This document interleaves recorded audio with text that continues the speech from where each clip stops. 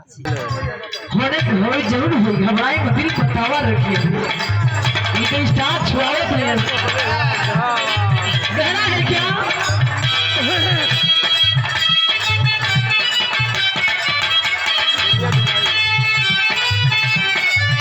बड़ा बुलाई फरमाइश के लिए जो सुने बड़ा ठंडा का समय है हमारे यूट्यूब चैनल वाले भैया बड़ा दूर से आए हैं बढ़िया से खींच लिया लोग देखो थोड़ा भैया यही तरह भैया के प्रोग्राम हमने गाजीपुर हमार और राहुल यादव जी का समझ ली कि ये तो चैनल वाले पप्पू भैया नहीं और नहीं में तो 34 को लोग गोल है लोग है पब्लिक सारा यही के खींचा सब हमने के नाइस समझ लिया अब भाई खींचे वाला भैया ना बैठिया हो बताओ लक्ष्मी तू खींच रहा है गुप्त का चम्मी जा तो भैया हो माइक में समय रहा व्यवस्था ठीक ठाक नहीं रहा लेकिन चलिए आप लोग का प्यास ला है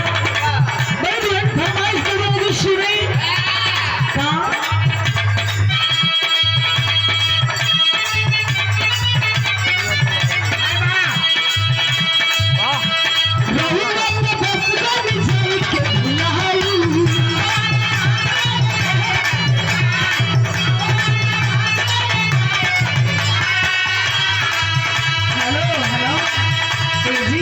भैया को दुल्हन के दिल के बेदना हम सुनावा